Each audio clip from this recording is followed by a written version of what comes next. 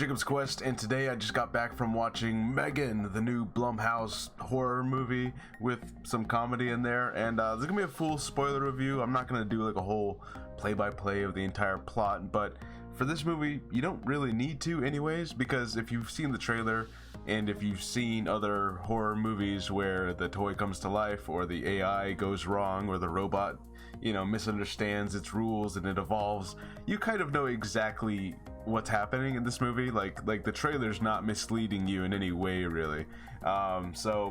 Just basic premise. M3GAN was a toy slash robot designed to be the ultimate toy that can learn and adapt, and you've seen this before. And then of course it's supposed to protect this girl, and then it takes its job way too seriously, and then it kind of evolves its understanding over time, and just so on and so forth. Some people get killed, and overall I gotta say I had a pretty good time, actually, because for a movie that and this has happened before, where you think you've seen this movie 100 times before, and yet if you do it really well, it doesn't matter. And the funny thing is that when the trailers first started coming out, there was a lot of comparisons between this and the Child's Play Chucky franchise, right? The funny thing is that they did a reboot of Chucky. I think it was 2018 or 17. They did a reboot of the very first Child's Play, and in that reboot they did basically they changed it from a serial killer using voodoo magic to possess a toy to AI that has gone all wrong, right? And the funny thing is, this has much more in common with that Chucky reboot than it actually does with Chucky. In fact, I would say that they could have been born from the same script almost, the Chucky reboot and this. But yeah, all I gotta say is that they actually did a really good job.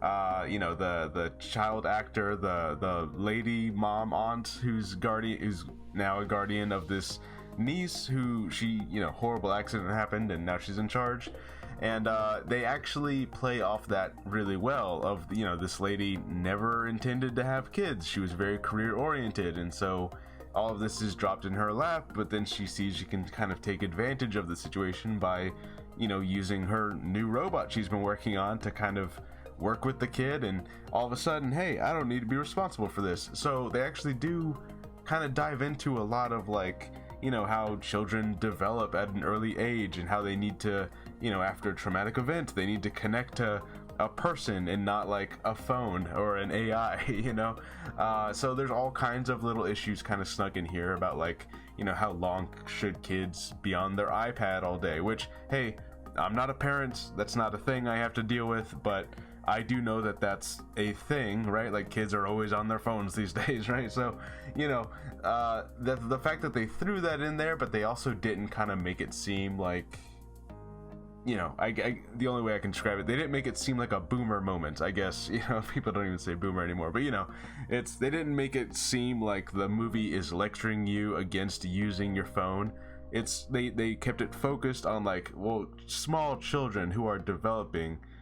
Maybe it's not great that they're on their iPad all the time, and again, not a parent, I've never had to deal with this personally, but I know that that's a thing, right? Where they're so hyper focused on this, and this becomes their world now, and so they're just on their devices and looking at a screen the whole time. So this is essentially kind of a metaphor for that, whereas this little girl is just as obsessed with M3GAN as M3GAN is with her at certain points, so I do appreciate that this movie tried something a little bit different. They kind of put some interesting things in there, but when it comes right down to it, it is indeed, AI goes wrong, kills a bunch of people, they got to stop the evil robot now. That is essentially what it turns into at the end.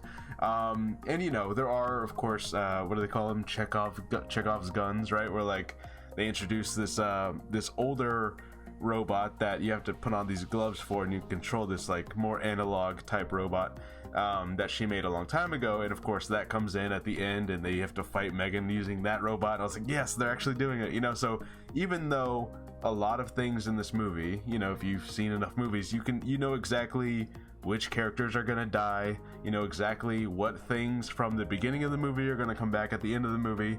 It's all pretty predictable. but when it happens, I still like it was done well, you know, like even though that stuff happens, I was like, yes, it's happening, you know. I will say this, I gotta warn you guys about this, okay? There is a dog who gets killed in this movie, and that's like a thing for a lot of people, that like if a dog gets hurt in a movie, that's like no. However, this is a PG-13 movie. They don't show anything, and sorry, and to that point, they don't show much blood or gore or anything like that throughout the entire movie because it is PG-13.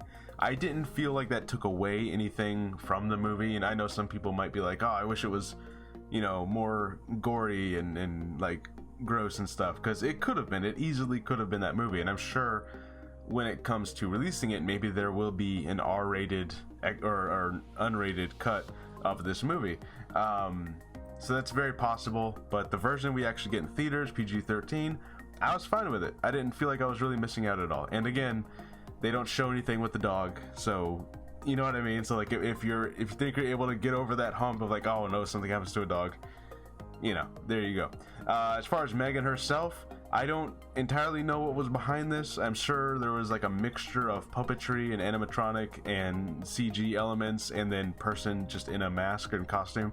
I'm sure there was like a mixture of all of those things, but however they did it really well. The M3GAN character works. They gave her a personality to where it didn't just feel like generic, you know, Ultron is mad, Ultron will take over the world, you know, like robot, Skynet, evil, right? They actually gave her somewhat of a personality by the end of it, you know, so it's like, okay, they're doing a thing we've seen before, but they're doing it really well, and I guess that's all that really matters. So there you go, that's M3GAN. Not a whole lot of gore, it is PG-13. They don't show anything that happens to the dog, but something does happen to the dog, we know that. And yeah, they leave it open for a sequel, kind of, right? Like there's a little Alexa type thing that you know activates at the end, and you're like, oh, she's in the Alexa maybe, you know. So I'm sure if this makes enough money, which it likely will because it's been talked about a lot, they will probably make a sequel at some point, and this is probably the launch of a new franchise, I have to imagine. So yeah, M3GAN, I had a good time. I actually enjoyed it a lot. They touched on things that they didn't have to. They could have been really generic and forgettable, but they actually bothered to try some things, you know. They actually tried to be a movie, you know. So yeah, I'm gonna give this one a thumbs up. I don't really do ratings, but thumbs up. There you go, there's a rating. Yeah, let me know what you guys thought about M3GAN, or what you think about it if you're gonna go watch it now. And yeah, had a good time. Bye.